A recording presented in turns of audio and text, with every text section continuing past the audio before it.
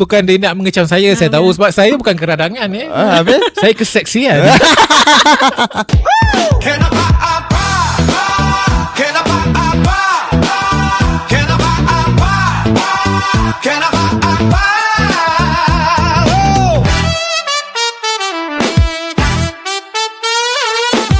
Assalamualaikum dan selamat malam semua. Selamat datang ke KA malam ini. Kenapa? Apa? Malam ini kita ada siapa, Amirul, untuk minggu kita yang episod yang kedua? Yes, Cik Gamal, sebagaimana yang kita janjikan pada minggu lepas, kita memang ada bawakan speaker yang memang sangat special pada malam ini. Dan beliau adalah seorang yang sangat hebat sebenarnya, Cikgu Gamal. Apa kehebatan? Adakah mengatasi kehebatan langit dan bumi? Oi, tidak, Cikgu Gamal. Tapi kalau kita nak berbicara soal dalam hutan, mungkin beliau juga boleh ulas. Tapi hari ni kita nak ulas lebih banyak tentang kesihatan juga, Cikgu Kamal. Dalam hutan ni tak pernah sesat punya orang kan? Tak boleh, sebab orang bandar tinggi. Okey kawan-kawan, bersama kita pada malam ini ialah seorang insan yang kita bawa dari Jerantut Pahang, Noraini Muhammad. Siapakah Noraini Muhammad ni, Amirul? Okey, Noraini Muhammad ni kita kenalkan dia sebagai Dr. Aini lah. Okey, seorang graduan perubatan. Hari ni kita jemput khas beliau untuk bercerita dan berkongsi pengalaman beliau tentang kesihatan. Okey, dan kita pilih spesifik hari ni topik berkaitan dengan darah tinggi, Cikgu Kamal. Kenapa darah tinggi, Cikgu Kamal? Okey, darah tinggi Saya pun tak tahu, mungkin doktor boleh bagi pandangan lah kenapa penyakit ni begitu berleluasa kat sekarang. Yang generasi muda pun dah ada darah tinggi. Orang kata stres. Kehidupan sekarang stres betul. Stres kan, Mirul? Stres. Stres. Tapi cikgu, saya rasa sebelum kita nak pergi lebih lanjut kan, so saya rasa seperti biasa memang kalau slot yang pertama kita kena berkenal-kenalan dulu dengan kita punya speaker pada hari ini. Okey, silakan Noraini Muhammad untuk memperkenalkan diri. Okay, hi, hello. Kena ada drum roll. Tak payah. Okay, terus kenal. Nama? Terus penuh? kenal. Betul, saya panggil Noraini Muhammad, betul. Okay, Mr. Kamal dia dah perkenalkan saya nama penuh lah. Okay, so sebenarnya saya lah Noraini Muhammad. Boleh panggil Aini lah, atau dikenali sebagai Dr. Aini. Kita panggil Aini Dr. Aini sepanjang sesi ni. Boleh. Okey, Dr. Aini berasal dari Jerantut Pahang. Yes, betul. Okay, saya pada pengalaman Dr. Aini sesat selama 3 jam di Jerantut Pahang. Tapi saya tak bercadang nak cerita dekat situ. Sebab sesat ni kita kena panggil orang lain nanti. Okey, Jerantut ni kita kenal dengan Taman Negara, betul Dr. Aini? Pernah ke Taman Negara? Pernah. Apa gunung tertinggi yang ada kat situ? Of course lah, Gunung Tahan. Nasib baik Gunung Tahan. Saya ingat Gunung Daik bercabang 3 tadi. Okey, Dr. Aini, selepas dilahirkan di Jerantut, bersekolah, mungkin tetamu pendengar kita nak berkenalan Dr. Aini punya pendidikan, latar belakang dan sebagainya. Okay, so lepas pada sekolah rendah, form 1 saya masuk ke SBP lah. SBP apa tu, Dr. Aini? Sekolah Menengah Sains Sarawak Pahang. And then maksudnya Dr. ni budak pandai lah kalau zaman dulu macam tu kan? Nak kata pandai tak lah, zaman kita panggil nerd lah. Nerd lah. Masuk asrama penuh kan, sebab asrama lain dah tak ada orang kan. Betul, sebab kita pilih penuh je. And then after that saya actually form 4 saya pindah ke harian sebab saya nak dekat dengan parents.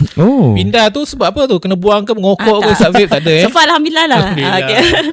But basically sebab saya ada bongsu, so kita nak closer to parents lah. Kemudian dari SBP Raub, Sains Raub tu ada saya teknikal ke sekolah di Jerantut lah. And then Alhamdulillah SPM saya Alhamdulillah quite well. So saya dapat offer lah untuk belajar medik di luar negara. So preparation saya di Kuantan. Dan after 2 years A-level, saya sambung belajar di Charles University di Prague lah, Fakulti of Medicine di Hradec Králové, Czech Republic. Czech Republic. Sekarang kat Piala Dunia ni dia panggil Czechia. Kenapa dia panggil Czechia ini? Saya pun tak tahu. Dulu kita dengar Republic Czech kan. Dia asal daripada Czechoslovakia, dipecah kepada Czech dan Slovak. Sekarang kat Piala Dunia saya tengok dia panggil Czechia. Dr. Aini tak menyokong Czechia? Basically saya memang tak follow bola. Sebab Czechia pun dah dihentam oleh Korea 2-1 kan. Tapi Czechia pun dah balik awal, Korea pun dah balik awal. Kita tak nak cerita bola, Dr. Aini. Okay, mungkin Dr. Aini boleh share lah pengalaman berapa tahun di Republic Czech. Basically medik di sana 6 years lah. Tu 6 tahun 6 tahun. 5 tahun pertama sama macam medical school yang lain. Tahun ke-6 boleh kepada subspecialty lah sepatutnya. Boleh berbicara sedikit dalam bahasa Czech? Basically kami belajar dalam English. 1, 2, 3. Dobrý den. Dobrý den. Dobrý den. Děkuju. Thank you. Thank you. Děkuju. Diki atau Dekuyu. Dekuyu. Dekuyu Mirul. Okay, 6 tahun dia kat sana. Best tak kat sana, Dr. Aini? Basically saya rasa bila kita duduk out of our comfort zone kat Malaysia lah. Banyak benda yang kita belajar, especially saya rasa resilience lah. Kita belajar survive kan, sebab kalau nak tahu Czech adalah negara yang sangat minority Muslim, dan boleh katakan 80% lah, 80% adalah atheist, tak ada Makanan agama. halal senang? Sangat-sangat susah. For the Sangat first susah. 3 years tu kita orang basically makan telur dan sardin. Tak sembelih ayam sendiri? Ayam pun tak ada. Ayam pun tak ada. Kambing? Apatah lagi kan. Apalah tak ada lagi. Kawan-kawan Malaysia kat sana ramai juga kat satu tempat yang Berapa sama. masa Dr. Aini belajar di Fakulti Perubatan di Charles University Kalau Berapa ramai pelajar Malaysia ada masa? Malaysia student lah. Basically kalau medical school ada 3 tempat lah. Satu di Prague, Radec, saya juga Olomouc. So boleh katakan lah kalau kita 100 plus lah. Semua 100 medic courses lah. Bukan tak ada course lain. Semua medic course saja. Menarik. Menarik, pengalaman. And then lepas dah belajar tu, then you obviously grad on time kan? Alhamdulillah. Kan? And then you practice ke macam mana? And basically sebenarnya final year tu saya bertemu jodoh. Saya tak nak masuk kat situ dulu. Jodoh tu sabar dulu. Sabar dulu. Siapakah Menarik. jejaka bertuah tu kan? Tapi kita nak menggali lagi lah pengalaman doktor di Fakulti Perubatan tu. Orang kata masuk Fakulti Perubatan ni kena bedah mayat. Bedah betul? Berapa mayat dah pernah ada bedah? Sebenarnya basically of course kita kan every year dia ada subjek tertentu kan. The first 2 years tu basic medik lah. Tahun pertama kita belajar anatomi, fisiologi semua tu. So benda anatomi tu memang kita nak belajar struktur dalam badan, so kita kena tengok mayat. So memang kita dapat cadaver lah. Each one of us dapat. Kita tak bawa balik rumah. Ada orang macam belajar dekat saya Ada dengan kau kawan balik saya. rumah? Ada dekat Mayat India. kau bawa balik rumah? Yes. Kalau dekat India sangat banyak mayat. Mayat? Betul lah tadi. Serious Saya ah? baru tahu ni Kawan mayat. saya cerita dia bawa balik. Tapi dia buat jam satu whole badan Tak lah, kalau macam ni. contoh macam bila anatomi tu kita diberi tajuk lah. Macam saya memilih tajuk tangan. Terus kita boleh study tangan tu memang kita punya. So kita kena study every part and pieces. Tangan yang betul tu kita bawa balik. Saya tak bawa balik lah. Kalau dekat check memang tak boleh bawa balik. Semua kena letak. Dan bau mayat tu sebenarnya bukan bau mayat, bau formalin tu sangat kuat. kan? Kita tak tahan nak bawa keluar. Betul. Saya bimbang kalau usus tu perut tu bawa balik, letak dalam peti, ada kawan masak lemak cili api perut pula. Macam mana Dr. Aini? Takkan tak pernah berlaku, pernah berlaku lah. lah, InsyaAllah tak pernah berlaku lah. Dulu kita dekat sekolah belajar biologi, kita bedah katak je kan. Katak dengan tikus je. Kau tak belajar sains Mirul? Belajar saya biologi okey, fizik kimia Katak dan zaman tikus betul, tapi di Fakulti Perubatan betul-betul bedah mayat Dr. Of Aini. course kita mesti kena, yelah kita nak berhadapan dengan manusia. Betul, Jadi kita belajar. pasal Kalau manusia. buat dekat orang hidup kan, mati orang hidup kan. Jadi buat apa betul. dia mayat. Tapi final year bedah hati lelaki lah. Mungkin lah. Dia macam soalan tu. Sikit Okay. And then lepas tu you houseman dulu? Yes, lepas final year sebenarnya saya graduate bulan Jun. And then saya stay di France lah sebab waktu tu suami saya berada di France, habiskan dia punya master. Okay. So bulan 12 kita orang balik ke Malaysia. Alhamdulillah, saya tak tunggu lama lah, dalam 2 months, tak sampai 2 months tu saya dapat offer untuk housemanship lah. Terus berkhidmat di hospital mana di Malaysia? Hospital, saya milih MUA. Muar. tapi ya. mas- Muar. Muar. Muar banyak Hollywood. Bukan ini bukan orang yang terlibat dengan Hollywood Kita penyokong. Okay, kita tak berbincang untuk politik. Walaupun Pilihan Raya Negeri Johor sedang hangatnya lagi. Mirul orang Johor Ya, kan? orang Johor, ya. 11 Julai saya akan Minggu mengundi depan. nanti. Jadi kita tak betul. bercadang untuk menyentuh isu Muar banyak Betul. Hollywood Dan saya tak akan mengundi di Muar lah. Saya di Mersing lah. Dekat berapa lama berkhidmat dekat hospital di Muar tu? Basically kalau kita faham sistem di Malaysia lah, kita wajib buat selama 2 tahun housemanship, which is kita ada few departments lah. Dan departments yang last adalah elective departments. Waktu di MUA saya memilih berada di kecemasan lah, A&E. Di emergency. So dan saya floating MO-ship juga, saya memilih di kecemasan lah.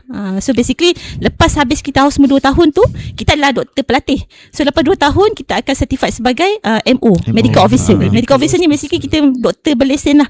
So doktor berlesen tu pun saya buat di MUA sebelum saya mengandung anak kedua, dan saya minta bertukar lah ke klinik kesihatan. So alhamdulillah lepas tu saya berpindah ke KK Sungai Rambai di Melaka. Sepanjang di unit kecemasan tu, apa benda yang paling cemas pernah berlaku kat unit kecemasan Dr. ini? Cemas Yang paling cemas lah, betul-betul orang kata titik tertinggi lah, paling Titik cemas. terendah, tertinggi. Titik tertinggi dulu paling tertinggi. cemas. nak kata sebab everyday Dia ada benda cemas, ada tapi benda yang cemas. paling cemas yang pernah Dr. Aini hadapi, mungkin ada 100 orang yang sedang nazak datang serentak ke ada? Saya rasa kalau kita sebut pasal cemas tu, basically every cases tu cemas lah. Sebab tu nama dia kecemasan je kan. Tapi ada banyak benda yang menyentuh hati lah bagi saya. Dan satu benda yang saya ingat lagi sampai sekarang, sebab bila saya balik tu saya akan cakap dengan suami saya, cakap dengan anak-anak, lelaki yang umur awam 40-an, baru balik solat. and then suddenly rebah. So dihantar ke hospital. Memanglah kita akan revive, kita akan cubalah untuk CPR dan sebagainya, kita akan cuba the best. Usually lah kita akan buat like semampu mungkin lah, tapi kita tak akan buat sampai 10 jam, tak adalah. Kita at least kita buat like 30-40 minutes tu tak revive, kita memang kena declare death lah. Cuma kematian tu orang kata bukan terus macam menyentuh hati, tapi apa berlaku kat luar waktu tu, wife dia merayu-rayu, menangis, meraung dekat depan red zone tu dengan bawa anak kecil. Waktu tu saya memang tak boleh tengok. Waktu saya balik tu, masa itu menangis lah. Sebab saya rasa kematian tu everyday kita lalu kan. Cuma kita yang hidup pasti akan mati. Yes, betul. Tapi bila it's unexpected, kita tak pernah sangka, dan anak, isteri semua tu, saya rasa macam something yang very close dekat saya lah. Sebab saya ada anak kecil waktu tu, dan kita pun berkahwin baru 2-3 tahun waktu tu kan. So saya rasa macam sangat dekat lah. Betul. Dia jaga kesihatan Amirul, lelaki ni. Ya. Serangan jantung. Serangan jantung, yes. Betul lah doktor, masa yang saya ingat lagi, ingat kalau saya ada pernah contact doktor kan, masa saya nak meninggal kan. And then masa kita nak kena buat decision kan, sama ada nak tidur ke tidak tu, saya rasa that was the hardest decision yang saya kena buat sebenarnya kan. Sebab kita tak tahu macam mana kan. Tapi kita follow the procedure lah. Jadi apa mesej Dr. Ani kepada semua yang mendengar ni, terutama jantan-jantan yang dekat luar, supaya tak rebah tiba-tiba? Sebab saya ada banyak pengalaman kawan-kawan rebah suddenly kan, tengah main badminton. Betul. Sebenarnya kalau pengalaman saya sendiri bukan setakat di kecemasan, bila saya duduk di klinik kesihatan pun banyak cases yang saya jumpa macam tu. Jadi lepas saya sebab kita ni, kalau panjang sikit cerita kan, kalau kita sebagai pegawai perubatan ataupun doktor, seorang yang berkhidmat di hospital, kita tengok kematian hari-hari tau cikgu. Kita tengok kematian hari-hari, dia macam benda biasa, macam orang tu meninggal, okay, next. Macam kadang-kadang macam kita tengok doktor ni, okay. So tapi lepas bila kita macam look deeper, banyak causes of death tu is something preventable. So maksudnya if kan kita kata kalau lah kan. So benda tu macam menjentik hati saya lah. Which is saya rasa sebenarnya kita bukan menjadi apa yang saya cari sekarang adalah apa kita bernasihat sebelum benda tu jadi. So betul lah orang sebut prevention is better than cure tu, betul. Yes, betul.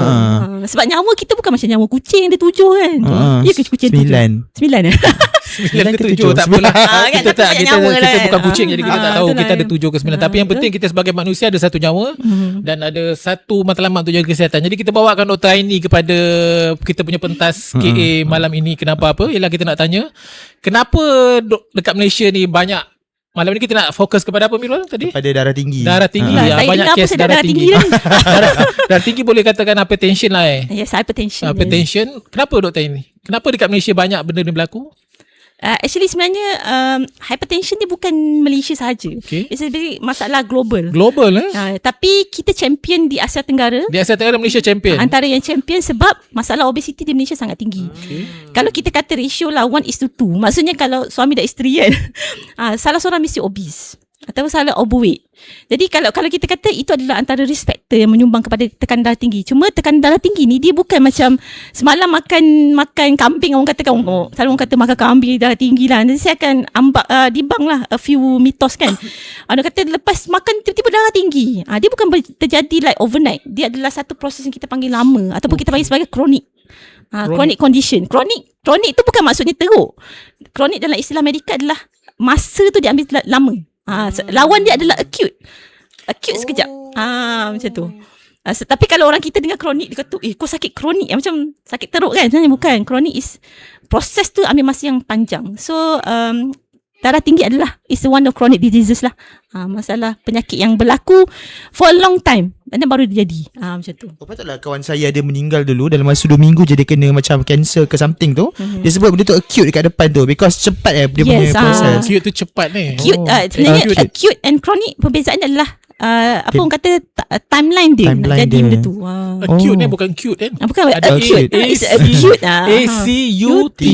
Yes. Awas jangan kena acute disease. Alright. Kalau acute ni kita nak kata contoh lah, kalau kita terlanggar something bengkak, that's acute. Macam kita kata macam benda yang baru jadi like 2 weeks, 3 weeks. So kalau terlanggar crush cute. Kalau crush tu cute. Betul-betul. Tiba. Okay. Alright, Dr. Aini kan. So tadi kenapa banyak berlaku kat Malaysia kan. Dan sekarang kita nak tahu juga kan, kalau dulu kita selalu associatekan darah tinggi dengan orang yang tua ataupun macam orang dah umur 50 tahun ke atas kan. Tapi sekarang kita tengok orang muda 20 tahun 30 kan. Kenapa doktor rasa macam orang muda pun sekarang dah boleh kena darah tinggi? Saya rasa kalau kita tak percaya sudut medical sekalipun, saya tanya Mr. Amirul sendiri lah kan, apa you tengok berlainan orang sekarang dengan orang dulu? Gaya hidup. Yes. Gaya lifestyle. The lifestyle itself. So kalau kita tengok kenapa zaman dulu orang kata penyakit tu kurang, sebenarnya ada banyak factors lah. Pertama adalah lifestyle. Ialah kita punya gaya hidup dah berubah. Dulu semua orang keluar berpeluh. Sekarang semua orang orang kata bangun tidur duduk depan laptop. Not even walk keluar pun. Okay. So makan pun, kita makan pun makan banyak makanan yang berproses. Lepas tu kita sekarang dah ada banyak, kita kata e-cigarettes, cigarette sendiri kan. Lepas tu kita kata tengok sekarang pencemaran terlalu banyak. Kita bukan cakap dari segi pemakanan saja, tapi pencemaran itself. Kita tengok lagi orang kata membangun sesuatu tempat tu, mesti of course lagi banyak pencemaran. So pencemaran tu sendiri pun menyumbang kepada masalah kronik ni lah.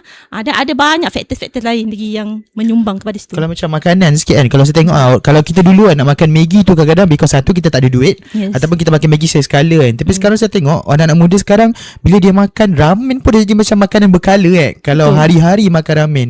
So ramen tu macam tak okey sepatutnya kan. Basically sebenarnya bila kita sebut tentang pemakanan ni, makanan sekarang banyak ultra process. So macam processed food is processed. Jadi kita kata ultra processed tu dia contoh macam processed food. Pernah tak beli buah frozen? Buah-buah berries frozen ke strawberry frozen, itu processed food. Maksudnya dia kena potong apa semua, basuh-basuh sikit dan simpan untuk disimpan beku. So kita panggil dia processed food. Tapi ultra processed food ni dia bukan sekadar dipotong-potong apa semua, dia tambah lagi tambahan-tambahan yang benda yang macam like pengawet, pewarna, perasa. Dan satu benda yang saya nampak trend sekarang kan, kalau kita tengok makanan yang sihat lagi mahal dibanding dengan makanan yang berproses. So dengan keadaan satu dia mahal, yang kedua dia sedap, dan ketiga dia mudah didapati. Kalau kami compare lah kan, bukan kita nak compare Malaysia ni kan. Saya rasa orang Malaysia sangat bertuah. Orang Malaysia suka makanan. Kami dulu tinggal belajar di Europe kan, di Czech Republic tu 6 tahun. Lepas tu kita orang duduk pula di Germany sebagai satu family 3 tahun lagi. So bila kita tinggal di Europe, kita nampak sebenarnya nak dapat makanan tu, makanan sihat lagi mudah berbanding dengan makanan tidak sihat. So kalau kat Malaysia ni macam susah sikit ataupun mahal sikit lah. Mahal lah. Mahal, yes. Korang satu bekas macam RM20, RM30 kan. Yes, betul. Jadi orang akan cari option yang lagi murah, lagi cepat, dan of course lagi sedap. Saya ada tengok tahu satu video, kalau kita kat Malaysia kan, kalau kita beli sandwich kan, macam Subway lah contohnya kan. So we have ada a few option je kan. Tapi saya tahu dekat US ke kat mana kan, tapi dia punya option tu sampai 40 jenis salad lah, cherries lah. So dia punya option sangat banyak dan sangat sihat lah sebenarnya. Betul. Kita kata option untuk sihat tu lagi banyak. Berbanding kalau kat Malaysia option ada sebenarnya, tapi dia pricey. Kita option banyak, option 24 jam mamak. Yes, dekat betul. Europe, Dr. ini banyak mengambilkan usia di Europe kan. Ada ke kedai mamak 24 jam atau kedai-kedai Mak Saleh 24 jam buka? Yes, betul. Kalau macam even di Germany kan, restoran pukul 8 akan tutup dapur. Walaupun dia tutup pukul 12 malam ke 10 malam ke, maksudnya lepas pukul 8 you tak boleh order makanan berat. You boleh order macam like coffee, beer. Kalau dia orang of course lah minum kan. Kalau kita nak order just coffee and juice, you tak boleh order makanan lagi. Kalau kat Malaysia ni kita orang landed kan. Kita landed pukul 3 pagi boleh makan nasi lemak. Kita lagi lepas pukul 12 malam tu lagi nak order berat. Dia masih ada nasi lemak 3 pagi weh. Tu nak kata Malaysia syurga makanan. Tapi in long run dia affect kita punya kesihatan lah. Itu yang kita bawa isu pada malam ini Jadi kita bawakan seorang doktor Amirul. So kita nak kalau kata orang yang paling memberi berguna ialah orang memberi manfaat kepada manusia lain kan. Jadi doktor ini sebagai doktor perubatan kan, mungkin satu nasihat untuk orang yang suka lepak mamak ni, apa doktor ini nak cakap? Masa tak adalah. Bagi saya sebenarnya tak ada masalah. Tak ada masalah kan? Kan? Basically saya faham situation kita bekerja dengan penat. So kita need something to orang kata release kita punya stress. Lepak mamak tak ada masalah. Sometimes, tapi masalahnya bila kita lepak dan pemilihan makanan tu. Kalau lepak mamak takkan lepak minum air kosong, betul tak? Takkan. Takkan. Mesti bagi sup lah. Lepas lagi musim bola ni kan. Kan. 1 pagi live tambah pukul 3 sampai tambah tengok 6. Kawan pula makan apa extra jos, teh ais, teh tarik. Ui, tahu. Macam extra jos tu macam awak setujukan kepada saya yang Mirul. Awak first time ke minum extra jos? First time Mirul perkenalkan saya extra jos 2 cawan saya minum. Masya Allah. Kita tak promote extra jos tapi satu hari nanti kita anggap extra jos menaja lah kita punya podcast.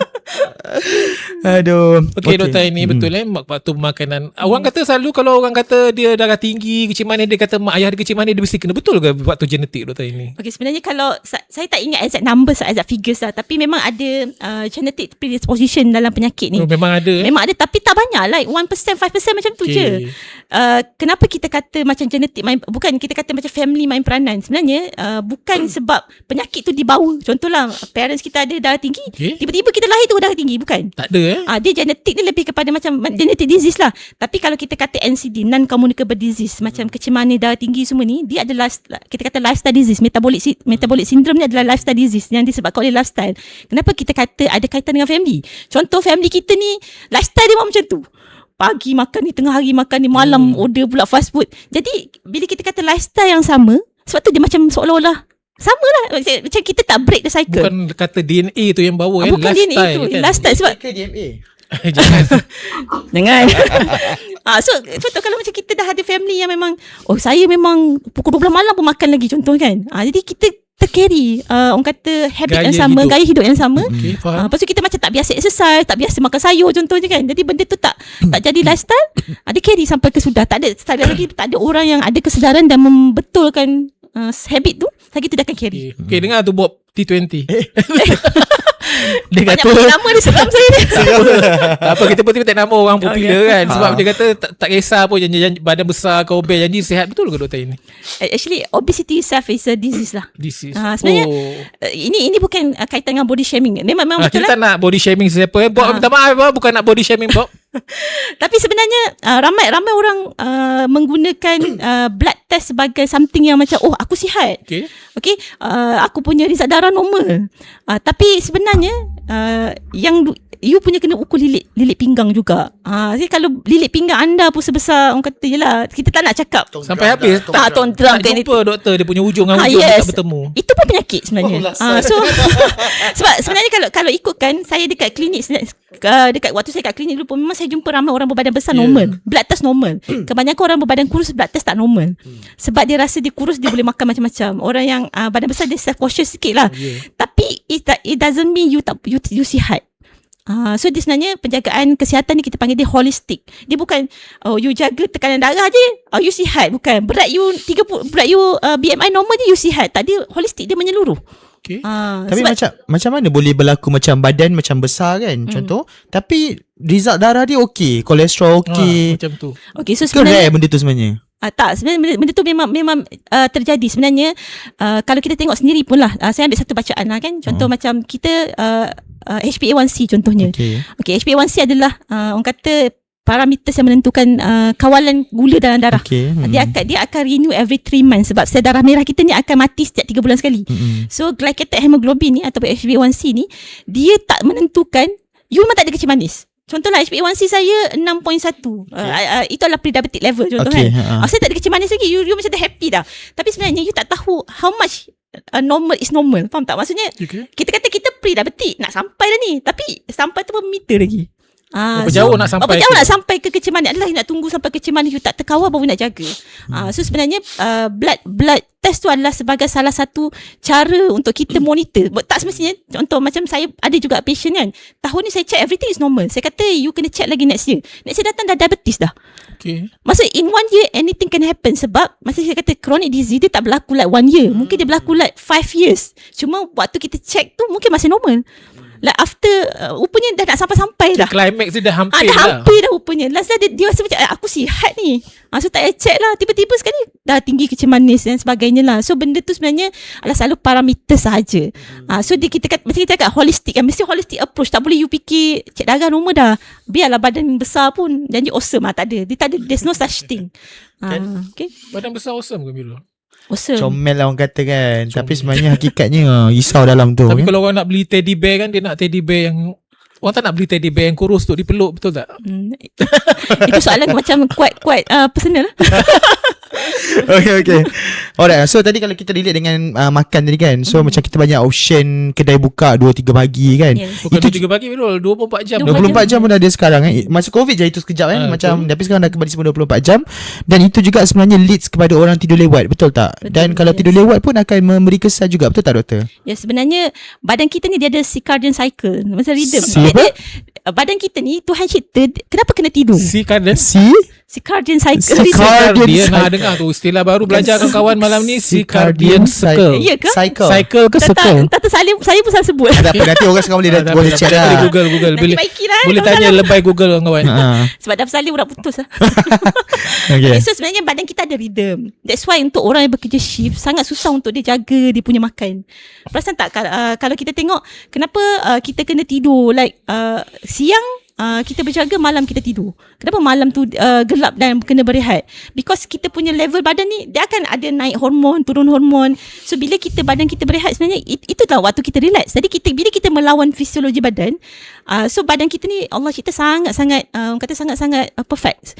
Dia akan cuba balance. Kita panggil homeostasis. Maksudnya kalau berlaku something imbalance, something akan balancekan dia balik. So kalau you melawan you punya fisiologi badan, sepatutnya waktu ni tidur you tak nak lawan. So dia akan mengganggu growth hormon you akan mengganggu banyak hormon-hormon menyebabkan tiba-tiba malam you lapar. So sebenarnya kalau tak cukup tidur dia menaikkan hunger punya hormon. Menyebabkan kita tiba-tiba dah kenyang dah tadi tapi lapar lah, macam nak makan lagi. Dia mengganggu. Habis doktor macam kesian pula saya dengan kalau orang kerja shift ni kan. Memang dia kerja shift malam kan. Kita sekarang ni dunia berputar 24 jam, kilang pun berputar 24 jam. Jadi adakah doktor nak kata orang yang kerja shift ni umur pendek? Seram pula soalan. Soalan ni boleh bikin darah tinggi kan. Kita taklah nak kata dia sebab dia dah melanggar circle tu kan. Tapi kalau dia kerja malam tapi siang tu dia tidur cukup okey. Tak boleh. Macam kita katalah dia bertukar cycle. Sebenarnya badan kita ni dia perlu latihan. Dia bukan macam bayangkan seminggu ni tidur siang, minggu depan tidur malam, takkan badan tu pening. Betul. That's why sebenarnya kita kata badan kita on constant stress. Kita keep on bagi dia stress dekat badan. Kita tak rasa stress. Stress tu bukan macam nak tarik rambut ke apa, bukan. The body experience stress. Stress ni yang menyebabkan keradangan dalam badan. So sebenarnya bila kita ada masa, sebab tu kita kata boleh ambil holiday, boleh ambil bercuti. Waktu tu you kena betulkan balik. Banyaklah benda yang kita boleh betulkan. Contoh dari segi sudut rehat, kita relax terapi, pergi holiday dan sebagainya. Ada yang cakap pasal grounding, kita pijak tanah. So banyak benda yang boleh baiki balik kita punya orang kata dalaman tu. Okay. Sebab yelah shift kita tak pernah elak kan. Tapi kalau you boleh dapat kerja tak ada shift lagi baik. Macam Dr. Aini ni, macam mana Dr. Aini healing yourself? Kalau macam stress ke Dr. Aini stress tak dalam hidup ni? Mungkin Bisti punya Bisti paling stress dengan suami, betul tak? Betul. Kadang-kadang lah semua sedangkan lidah lagi tergigit kan, apa pula rumah tangga suami isteri. Betul. Orang kata rumah bergegar. Tak nak macam kata apa, bila kita kata macam stress tu dah mati, dia tak stress. Maksudnya stress is a normal thing. So you need something to distress. So sebenarnya bila kita kata distress ni, kalau macam saya sendirilah, kalau kita orang kaki jalan, sebab dia bila kita holiday tu dia macam bukan holiday yang macam pergi tempat mahal, just you pergi tepi pantai, you dapat a good air yang bersih, udara yang bersih, you macam grounding dekat tanah, so you feel refreshed tau. Macam tu. And of course lah saya selepas daripada apa orang kata, saya orang kata macam terdetik lah apa lagi aku boleh buat untuk improve kan, macam cakap prevention kan. Saya suka belajar tentang nutrition. Sebenarnya disebabkan kita tahu kita kekurangan kat situ, so apa kita boleh top up dengan pemakanan kita, so kita kena improve part tu lah. Kalau makanan yang ada dekat sekitar kita ni, apa yang makanan yang paling sesuai untuk mengatasi stres? Makanan yang simple lah, yang ada di sekitar orang Malaysia ni. Macam buah ke apa ke, macam ni? Mungkin doktor ini ada saya satu buah. Kalau kita sebut pasal makanan lah, sebenarnya saya suka find balance. Saya tak nak kata ini bagus, ini tak bagus. Bagi saya balance tu adalah terbaik. Kadang orang kata jangan makan kanji langsung, jangan makan ni langsung. Bagi saya memilih untuk balance. Kalau you everyday you boleh makan like a well balanced food, that's enough. Tak perlu pun terlebih sana terlebih sini, kan. Macam mana dikatakan balance tu doktor ni? Macam sayur, dalam buah, portion ke macam mana? Nak kata portion, bagi saya tak, portion tu lebih kepada orang yang nak turunkan berat dan sebagainya lah.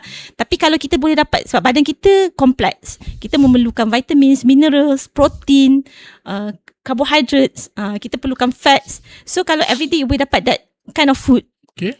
So benda tu itu cukup lah untuk badan kita. Doktor, saya tiba-tiba teringat tadi doktor sebut kata kita nak kena pergi healing tak semestinya tempat yang mahal kan. Yes, Saya dah cakap track tau. Track kan sekarang kan banyak orang buat uluhan perasaan dan titik terendah, titik tertinggi semua macam semua orang kau diberi ujian dekat track tu kan. So saya dengar isteri ni dia cakap, dia kata macam husband dia macam jarang sangat bawa dia pergi berjalan dengan anak-anak bagai semua kan. Sebab dia kata dia tak ada pun nak minta macam pergi check in hotel yang mahal 1,000-2,000, as long macam dapat bawa pergi pantai pun dah kira healing yang baik. Betul tak doktor? Betul. Kalau macam saya sukalah ada satu part tu waktu saya berpindah ke Jerman. So waktu saya berpindah ke Jerman, saya memang jaga keluarga sahajalah. Suami saya bekerja. So saya suka kita orang ada agreement lah. Macam mana suami saya bagi saya MOU. yes, dia bagi saya me time. So me time dia suruh saya keluar. Saya pula indoor person. Saya bukan outdoor, saya adalah indoor. So saya kata instead of I keluar, you dengan anak keluar. So dia bawa budak-budak keluar. So the whole day tu saya spend masa kat rumah. Saya boleh tengok Netflix ke, saya boleh lipat baju ke, saya buat apa saya suka in house, saya boleh baking ke. So itu pun part of healing. So it depends on kita punya, sebab kita perlu distress ourselves. Apa yang you happy? Kalau you suka pergi shopping mall, suami kita bawa lagi shopping mall. Indoor type Yes. dalam suka healing dalam rumah. Saya siapa dalam rumah keluar. Orang yang dalam rumah yang kena keluar. Lain macam ni. So maksudnya doktor ini bukanlah one of yang me time pergi konsert tu. Lah dekat trend sekarang. Tak nak konsert hujan. POV kata apa? Sikit lah. Saya tak pernah pergi konsert. Jenis suka Awak pun dipas tadi dapat lah. healing dalam rumah. Netflix. Macam-macam betul Mirana. Selalu kita dengar orang healing nak pergi konsert. Jumaat Sabtu ni ada Cipta M. Nasir, Cipta 4 kan. Pergi tengok Noah Hujan ke. Sebab saya tengok itu komen-komen kat Noah Hujan yang kata walaupun kami ni mak budak, dia kata itu time dia healing. Tapi macam doktor ni special Mirana. Sebenarnya Healing dalam rumah, dia suruh orang dalam rumah tu keluar. Sila keluarkan suami dia macam tu. Macam tu. Sebab bukan kita tak suka, macam kita tak sayang family. Cuma sometimes kita need our time. Kita nak fikir pasal diri. Masa kita sendiri. Kadang-kadang saya just scroll phone je, tapi saya happy sebab tak ada bising jerit sana jerit sini lah. So kita rasa me time tu. Adakah ni faktor sebab Aini dilahirkan di Jerantut di Taman Negara, mungkin faktor tu menyebabkan dia suka suasana dalam rumah, sebab dia suasana sunyi tu. Ini teori Palatau. Teori Palatau ni orang suka datang ni kan. Balik saya cakap gambar lahir kat mana? Suka sangat outdoor. Saya suka kat outdoor. Tak tahu. Mungkin apa lain faktor sikit. persekitaran cara kita dibesarkan. Yes, betul. Mungkin Dr. Aini daripada Tetan 1 tadi sampai Tetan 5 asrama kan. Tetan 3 asrama, Form 4 sekolah harian. Saya harian. Terbalik lah, selalu orang Form 1 Form 3 kat harian betul pergi asrama. Sebab tu mak saya kata saya lah satu-satunya anak dia yang melawan. Lah sekarang sini pun nampaklah melawan. Kalau tak melawan takkan dia boleh suruh suami dia keluar. Keluar. Saya nak kita balik kepada perbincangan serius kita Dr. Aini untuk tentang tadi kita punya topik. Kita nak fokus kepada darah tinggi tadi kan. Okey, kalau kita tengok orang Malaysia memang banyak darah tinggi lah. Ini pun kalau kita tengok dekat jalan raya pun orang melahirkan kemarahan. Bukan dulu orang tak lahirkan kemarahan, tapi sekarang orang lahirkan kemarahan, video viral kan, orang bergaduh kat keluar sempang bergebut pun bergaduh. Macam mana Dr. Aini? Itu kan simptom-simptom orang yang mengidap darah tinggi. Dia dah stres. Bukan, sebenarnya itu adalah simptom stres. Simptom Sebab bagi saya itu the perks of kita living in current society. Kita everything is on social media. Sebab dulu contohlah Cik Kamal, zaman mak bapak kita dulu tak tahu pun orang tu beli kereta baru. Saya jangan panggil cikgu, panggil Kamal saja. Saya tak nak Kamal, orang tahu saya sorry. cikgu. Cikgu ke dulu? Saya tak nak cerita tentang isu pendidikan itu. Saya tak mahu sejarah saya itu. Mr. Kamal, hari ini saya seorang moderator profesional. Okey lah Mr. Kamal lah. Okay, so kalau kita tengok zaman-zaman dulu kan, kita kadang-kadang kita tak tahu pun dia beli kereta baru, dia dapat emas baru. Zaman sekarang ni everything is up on social media. So sometimes kita stress tu sebab kita nak apa orang kata nak kejar lifestyle yang orang pamerkan. So kalau kita tengok kat social media semua orang kata benda-benda yang nice mahal lah kan. Ya, trend-trend. Budak sang kata apa? FOMO. Semua Doktor FOMO. saya pernah lah ada pengalaman FOMO tu kan. Saya tak tahu lah, saya rasa FOMO kot. Contoh kan, kita rasa nak bersaing dengan orang tau. Macam kita tengok pertandingan cikgu AJL ke apa kan. Kalau cikgu tahu cikgu.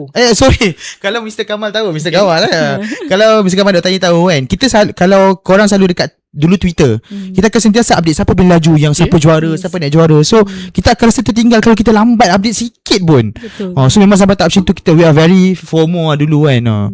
We are become competitive. Kompetitif And betul. kita jadi attention seeker tanpa kita sedar. Betul. Kita macam orang kata batak light. Kan betul, orang panggil betul. batak light.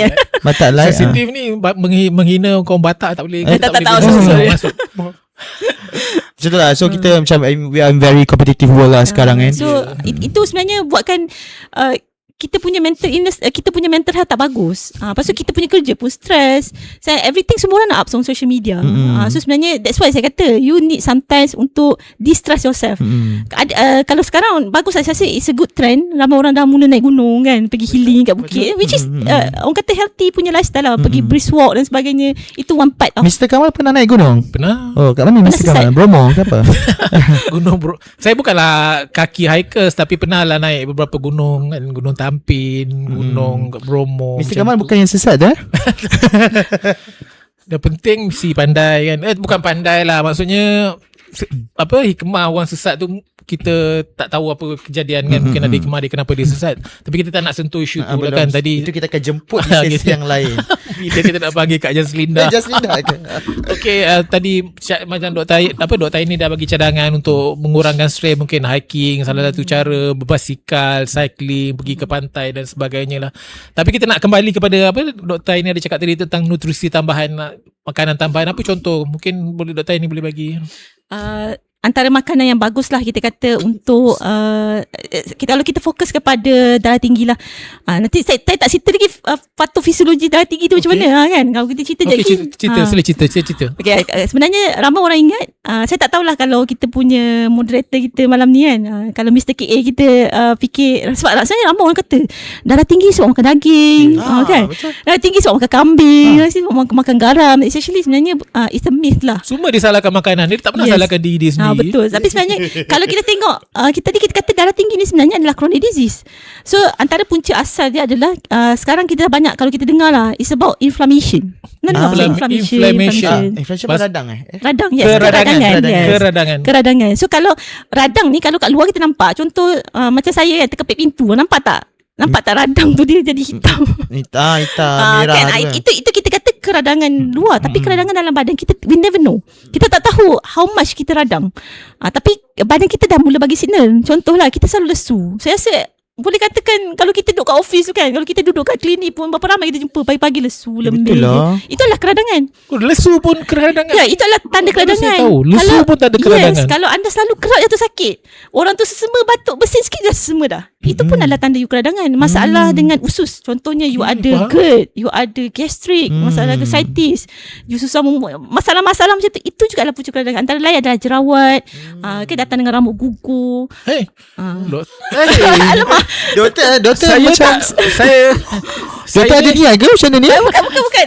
Tersentuh lah. Kawan-kawan kan, bukan dia nak mengecam saya. Saya tahu sebab saya bukan keradangan saya keseksian. Okey, teruskan Dr. Aini. So saya dah lupa lah, banyak ketawa lah. Jadi cara kita healing gelak-gelak. One of the healing, you ketawa pun sebenarnya part of healing kan. Okay. Nanti kan takut orang kata doktor sebut so solat. Solat tu wajib. Jangan kata tu pula healing. Kan? Nak healing pun nak solat salah pula. Okay. So bila kita kata pasal keradangan, dia berlaku dah lama. Cuma badan kita sebenarnya Tuhan cipta, dia ada orang kata benda yang proses keradangan tu. Bila Allah cipta keradangan, dia cipta anti keradangan. Cuma bila keradangan tu terlalu banyak daripada benda yang healingkan balik, yang neutralizekan balik keradangan tu, dia jadi keradangan lagi banyak. Dia tak balance. So bila dia macam buka switch tak tutup-tutup, apa jadi kat mentol? Kalau kita meletup terbakar. So sama macam badan kita. Kita punya keradangan tak pernah off. Naik makin lama makin tinggi. So lama-lama dia meletup dan dia jadi penyakit. Sebelum dia meletup, dia akan panas dulu kan. Mental tu panas. So panas tu datang dengan simptom saya sebutkan tadi, lesu, brain fog dan sebagainya. So benda tu, tapi orang kata alah biasalah tu, kan, biasalah semalam tak cukup tidur, semalam stres, contoh benda macam tu. So orang tak sedar, lama-lama dia jadi satu kebiasaan. Benda tu benda biasa. Sakit kepala makan ubat, tidur jap minum kopi. Betul, fikir all settle. Tapi sebenarnya you tak pernah off dia punya switch untuk keradangan menarik tu. lah perumpamaan ni. Macam mana nak switchkan off keradangan tu? That's why sebab tu bila kita Switchkan ni okay, kejap. Switch kan off. Kejap Dari beri perhatian kepada semua pendengar KA malam ini. Kita nak Dr. Aini nak sharekan satu tips. Bukan kat situ kat situ kamera. Banyak sangat kamera saya malam ni kawan-kawan. Okey, macam mana nak mengatasi keradangan tadi? Okay, so macam kita cakap tadi, badan kita sebenarnya dah ada proses untuk menurunkan keradangan tu sendiri. Allah dah cipta dah. Okay. Memang dah ada. Tapi bila keradangan lagi banyak, you bagi kan. Jadi salah satunya adalah antara kalau kita sebut pasal makanan lah. Satu kita kata makanan yang tinggi anti radang. Antaranya adalah macam omega 3. Omega 3 is very good anti-inflammatory effect. Omega 3. Yes, omega 3. Okay, kawan-kawan boleh catat, mungkin boleh dapatkan omega 3 yang terbaik kat luar. Kita tak nak promote apa-apa Miru malam ni kan. Okay, so sebenarnya kalau you tak nak saya tak sentuh kalau kita tak sentuh supplementation pun you boleh ambil real foods. Maksudnya kita punya kacang, ikan kita ikan kembung tu kaya dengan omega 3. Oh ya ke? Tapi Dr. ini kalau ikan kembung sekarang pun dah kembung dengan mikroplastik macam mana? Okay, itu another ni lah. Lepas tu Mungkin ikan kembung yang datuk nenek kita makan betul-betul ikan kembung. Betul. Sekarang ikan kembung ni dikembung dengan mikroplastik. Banyak pencemaran dekat. Yes. Adakah sama? Dan cara memasak tu sendiri doktor pun kan. So masa sebab tu sebenarnya dari situ datang kesedaran kepada supplementation. Okay. Because you cannot get enough omega in a diet, so you need to supplement yourself. Sebab tu bagi saya ada setengah orang dia salah faham pasal supplementation. Nama pun supplement. You need makanan tambahan. Masalahnya orang menjadikan supplement sebagai main food. You kena ubah dulu lifestyle you. Mana tak cukup then you top up. Mesti ambil lah. Mesti kena mula dengan ubah makanan. Kalau kita terlalu bergantung kepada supplementation, tak bagus sebab kita tak ubah kita punya lifestyle. So you have to change your punya lifestyle, ubah pemakanan you dulu, and then baru you top up with supplementation. Tu kita kata orang ambil suplemen mesti dengan ilmu. Okay, itu yang pertama lah. Yang kedua, anti keradangan lain macam antioksidan lah. Kita kata antioksidan. Anything yang ada tinggi antioksidan is good lah. As simple as vitamin C. Kalau kita tengok kan, buah-buah tempatan, tak payah pergi apple, pear, limau, pergi ambil makan buah jambu batu. Jambu batu sangat kaya dengan vitamin C. Jangan tambah asam je lah. Kan lain pula kita. kita. Serbuk tu. Yes, betul. So buah ciku pun sangat kaya dengan vitamin C. So tak payah pergi buah import, buah tempatan sekalipun. Tapi kalau tanya budak Gen Z sekarang ni, buah ciku pun saya rasa dia tak kenal. Itulah. Betul tak? Betul. Betul ke buah jambu batu tu lagi tinggi vitamin C daripada buah oren? Yes, betul. Kan? Yes. Sebab saya search masa COVID dulu. Betul. Sebab tu kalau kita betul nak ubah makanan sebenarnya tak perlu mahal pun. Ada orang bila nak start diet je beli salmon. Pergi makan ikan kembung. Ikan import. Makan ikan kembung tak apa. Itu mitos lah doktor Yes, betul. Tak perlu pun kalau you nak diet you makan wagyu. Tak perlu pun. So, Wagyu?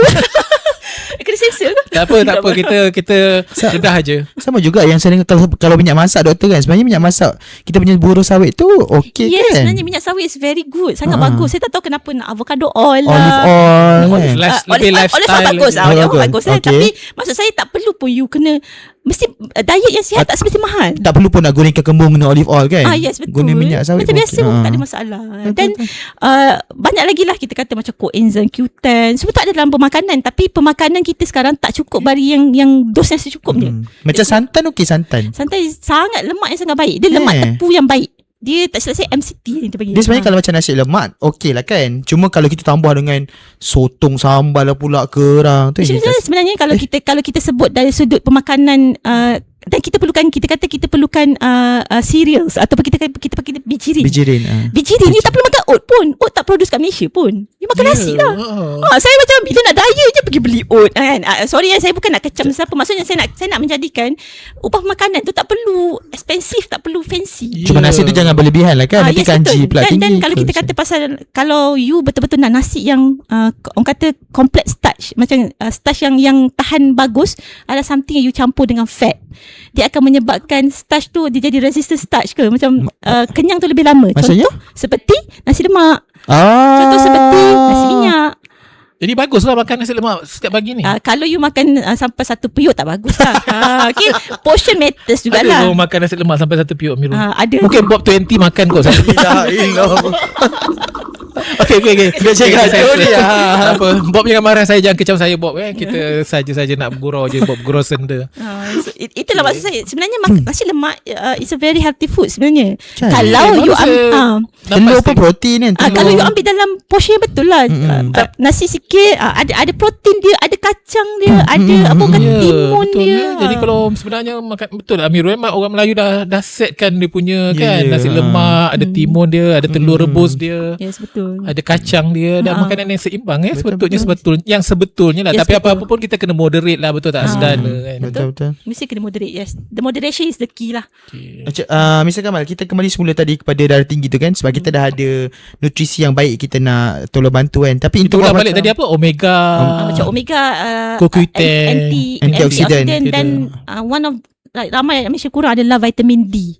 Vitamin D. Vitamin D sangat mudah nak dapat. You pergi berjemur matahari je. Itu pun orang tak boleh buat, betul tak? Yelah, pagi pun nak pergi kerja. Yes, that's why saya kata banyak benda yang sebenarnya Panas mudah doktor je. ni nak jemur matahari. Come on. Free je kan? Free Betul tahan je. aja. Berapa minit nak berjemur setiap pagi? If not mistaken, dalam 20 minit itu dah cukup dah. Dah cukup. So pergi dapatkan, maksudnya bukan kita suruh hadap macam sunbathing tu, bukan pun. You just pergi dapatkan udara yang baik. You pergi grounding, dalam grounding dan dapatkan tenaga. Sebenarnya penyembuhan ni ada dekat sekitar kita saja kan. Allah dah bagi solution tu di sekeliling saja, tak perlu mahal-mahal. Allah dah pun. menjanjikan setiap penyakit ada ubat dia, betul lah Betul, Amirul. insyaAllah. Dr. ni in term of macam pemeriksaan lah contohnya kan, sebab kita macam kadang-kadang orang tak ada awareness. Sebenarnya sejak dari umur berapa yang kita kena buat pemeriksaan badan ni? Okay. Kesihatan Sebelum tu kita. saya nak define dulu lah, sebab kadang orang kata darah tinggi tu berapa? Okay. Kita cakap darah Berapa tu? Berapa tinggi tu? berapa tinggi? How high is hypertension kan? Basically ada orang macam cakap lah, mungkin dia kata tekanan darah saya 140 satu bacaan. Okay, sebenarnya nak diagnose hypertension ni, you tak boleh self-diagnose. You mesti dapatkan diagnosis di klinik ataupun by doktor berdaftar lah. Okay, so kalau contoh I refer CPG 2018. Tu CPG adalah clinical practice guideline. Maksudnya kalau kita sebagai orang perubatan ni, kita akan refer kepada CPG sebagai rujukan lah. Kalau based on that, kalau you pergi klinik, you pergi buat check, you punya BP atas systolic tu more than 140 or more, yang bawah diastolic tu equal to 90 or more. Maksudnya 140-90. Kalau you 141 bawah 91, orang kata, dan bacaan tu mesti di repeat 2 bacaan 2 masa berbeza. 2 kali diambil dalam masa yang berbeza. 2 kali diambil dalam masa 2 masa berbeza. Tak boleh macam sekali ambil terus tekan darah tinggi. Sebab tu saya kata tak boleh saya diagnose, sebab sebenarnya ramai rakyat Malaysia dia ada mesin BP kat rumah. Beli pula daripada sekarang siapa jual beli pula TikTok, dekat apa, beli pula yang RM5. Lepas tu bila pump mula-mula 200. Pump lagi sekali 100. Saya kata sebab tu kalau you nak invest on a very good orang kata BP machine tu, ambil yang ada brand lah yang okay, sebab dia perlu calibration. Okay. So kalau 2 bacaan tu memang consistently more than that, of course lah you will be diagnosed dengan darah tinggi, and dia tak terus dengan ubat. Kita akan lifestyle changes dulu. Kita kata non-pharmacological punya approach. Macam tu. Saya ingat saya pernah buat medical check up dulu kan. Masa bacaan pertama tu memang tinggi lah. Lepas tu doktor suruh saya macam sandar, lepas tu macam tarik nafas dulu, breathe kan. Dan dia buat second tu dalam masa 2-3 minit after that. Macam tu lah kan. Dan baru dia turun sikit. Betul. Sebab tu kita tak boleh terus tinggi je terus. Sometimes ada orang datang dengan sakit, dia tunggu sakit kepala, kita check BP mah akan naik. That's why kita bagi medication tu kurangkan sakit dia. Ataupun sakit gigi. Orang tengah sakit gigi, kau kata dia darah tinggi. Tak boleh lah. Ataupun tak cukup tidur pun boleh. That's why kita kena ambil on separate occasion. Tak boleh ambil sekali tinggi terus. Ada juga orang yang kita panggil ada white coat hypertension. Dia pergi klinik je, dia menggigil. Takut dengan doktor. Takut dengan doktor. Sebab tu kita suggest buat home monitoring. Tapi kalau home monitoring, kalau persistent BP you yang atas lebih pada 135, bawah lebih 85, you dah diagnose sebagai hypertension. Dia rendah sikit dah bacaan dia. Tapi kalau itu kalau kat rumah. That's why tadi Amirul katakan how early you kena buat orang kata apa, buat check up. Sebenarnya as early as possible lah, tapi recommended 18 tahun ke atas. 18 tahun ke atas. Mesti. Bagi saya suka kakak saya punya approach lah. Dia kata every year kita tak bagi birthday gift. Cakap every year dia dengan husband dia akan hadiahkan each other blood test. Wow. Saya rasa macam menarik lah. Saya rasa macam That's a good practice sebenarnya. Macam instead of you beli cake, you beli benda-benda yang which is tak salah pun kalau you ada extra money nak buat kan. So why not you bagi something yang beneficial. Betul. Cek darah. Cek darah kan. Tu terpaksa dah beli kan. Package pemeriksaan kesihatan menyeluruh. Sekarang pun dah banyak pemeriksaan yang murah-murah kan. Banyak dah. Kalau kata tak nak beli yang bayar, pergi je KK bayar RM1 je. KK tu apa doktor? Klinik kesihatan. Klinik kesihatan. Bukan kundasang kita, bukan. Klinik kesihatan ni RM1 ni? RM1 saja. Ya Allah, bertuah menjadi rakyat Malaysia Amirul. Pemeriksaan kesihatan RM1 saja untuk kesihatan umum lah, cek darah tinggi apa semua. Air viral mahal lagi. Betul. Tapi kita bersyukur rakyat Malaysia, patutlah Rohingya beramai-ramai datang kat Malaysia. Rohingya ni tajuk seterusnya nanti kita akan kupas. Kita akan panggil ketua kampung Rohingya. Ketua kampung Rohingya. Okey, Adik, tadi kita nak tengok apa lagi kita nak tanya dulu. So tadi kita dah tahu dah kena ambil nutrisi makanan dan kita buat pemeriksaan kesihatan. So mungkin Dr. Aini boleh bagi advice sikit kot kepada mereka-mereka yang masih macam ignorance ataupun dia macam in denial macam tak apa aku okey kot. Sebenarnya that's one thing about hypertension. It can be silent killer. Killer, pembunuh senyap. Sebab ada setengah orang kata BP dia kan, sebab saya ada patient ramai BP dia dah 160, 170, tapi saya okey doktor, saya okey je. Saya kata kita imagine salur darah kita ni macam pipe. Cikgu kan Mr. Kamal siram pokok, kalau nak bagi pecutan tu laju buat macam mana? Picit sikit kan? Tak mampu beli nozzle yang mahal. Picit. Kan kita akan picit kat pipe tu. Bila kita picit, what happen to the water? Air pergi jauh. Laju pergi jauh. So sama macam tadi saya bercakap pasal keradangan. So kita imagine like kita punya saudara macam batang pipe. So keradangan tu sebenarnya dia menyebabkan kesempitan kepada kita punya salur darah. So kita tak pernah sedar tau bila salur darah kita makin sempit. So salah satu tanda dia akan bila kita chronic condition, dia akan menyebabkan sempit lama-lama dia tinggi pressure. So what happen bila pressure tinggi? Ada setengah orang ada simptom, which is bagi saya, kalau you ada simptom, bertuah lah, sebab you akan do something. Aduh sakit leher lah, aduh sakit kepala lah, baru nak pergi buat blood test. Tapi ada setengah orang dia dah biasa dengan that condition. BP dia normal pun 160. Maksudnya dia duduk pun BP dia 160. Kalau dia buat kerja dia boleh jadi 200. So you never know sampai bila BP tu, sebab macam batang paip, kalau kita keep on bagi pressure lama-lama pecah tak? Pecah? Dia akan pecah. Sama macam saluran darah kita. We never know sampai bila dia boleh tahan. Berapa lama dia boleh tahan? Kadang-kadang mungkin you kata 200 pun tak ada apa-apa, tapi sampai satu masa dia dah tak tahan, dia boleh pecah. That's why waktu tu jadi tekanan serangan jantung, it can be stroke. Macam kawan saya doktor dekat Mersing Johor kan, dia terlibat dengan politician lah, Mr. Kamalan. So memang dia selalu tahu politician kan busy kan, dia kesana ke sini kan. Dia tengok gambar dia macam semalam tu dia pergi rasmi itu ini bagai semua, esoknya meninggal doktor. Memang sebab dia adalah pembuluh darah pecah. Umur muda lagi, baru 40 tahun. Because of too busyness and stress kan. So betul. memang kena jaga sebenarnya. Dan kena cukup tidur juga. That's why kadang-kadang kita kata kenapa macam banyak je kita jumpa kes kan, there's a very fit man, orang yang aktif, main badminton, kenapa tiba-tiba sudden death? It's because saya kata keradangan tadi menyempitkan salur darah. So sebab contoh sekarang kan, kita tak tahu how sempit salur darah, betul tak? Sempit mana? That's why sebenarnya kita kena find balance antara keradangan dan anti keradangan. So sebenarnya bukan kata bacaan kolesterol. Ada je orang bacaan kolesterol rendah boleh kena serangan jantung. Ada orang bacaan kolesterol tinggi tapi tak kena serangan jantung, betul tak? So pernah terfikir tak Wai, kenapa dia jadi? Kenapa apa? Okay, kita jumpa minggu depan. Tak ada lah. Lawak juga Dr. Aini ni. Ya ke doktor serius lah lawaknya. Saya kan lahir di Jerantut. Sebab tu orang Jerantut memang happy go lucky. Yes, betul. Kita bandar terhappy. Jerantut dia Tidak. Itu ada Palatau juga. Kalau tidak, saya tak salah, saya Kuala Terengganu kan. Itu Ian Palatau antara juga Kedah. Okay, so sebenarnya kalau kita ramai orang sikit-sikit kolesterol. Actually sebenarnya kolesterol is not the culprit lah. Bukan di masalah utama. Badan kita sebenarnya memerlukan kolesterol. Kita perlukan kolesterol. Sebab apa? Sebab hormon badan kita dibuat daripada kolesterol. Kita nak happy, nak hasilkan hormon gembira, you perlukan kolesterol. Dan 80% kolesterol dihasilkan dekat hati. Yang kita makan tu just 20% sahaja. So kalau kita menyalahkan kolesterol untuk menjadi semua ni, salah sebenarnya. Tapi kalau kolesterol you tinggi dan keradangan you pun tinggi, dua-dua tinggi, ada high risk untuk kena serangan jantung. Tapi kalau kata kolesterol you tinggi, keradangan you rendah, tak ada apa-apa. Ada orang kolesterol rendah, keradangan tinggi, pun jadi juga macam tu. So sebab tu kita kata kena check and balance lah. Sebab tu ada sekarang saya jumpa dah banyak lah klinik yang buat boleh check keradangan daripada blood test. Tapi saya tak tahu lah harga dia berapa. Tapi ada juga ada orang nak check dia punya keradangan. Contoh macam check homocysteine level, CRP level lah kan, benda-benda macam tu. Tapi kalau katalah you tak nak keluar duit, sebenarnya you boleh tengok macam saya cakap lah, simptom badan kita bagi signal lah pun. Yelah, badan you selalu berotot, you selalu sakit kepala, itulah tanda keradangan. Ciri-ciri tanda-tanda awal. Yes, betul. Betul. Badan dah bagi signal lama dah. Macam tu.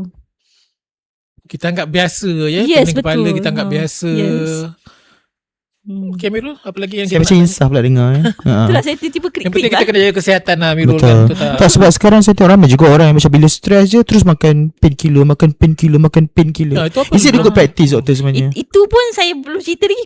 Kalau kita buat session cerita pasal kes-kes berlaku kecemasan tu, antara cerita jugalah. Waktu saya kerja kecemasan, kita jumpa like patient 20 plus, umur 20 tahun lebih. 20 tahun. Datang dengan kita panggil upper GI bleed. Upper GI bleed adalah pendarahan dekat dia punya usus, dia punya perut. Dia ada gastric ulcer. Sebab dia apa? Dia banyak makan painkiller.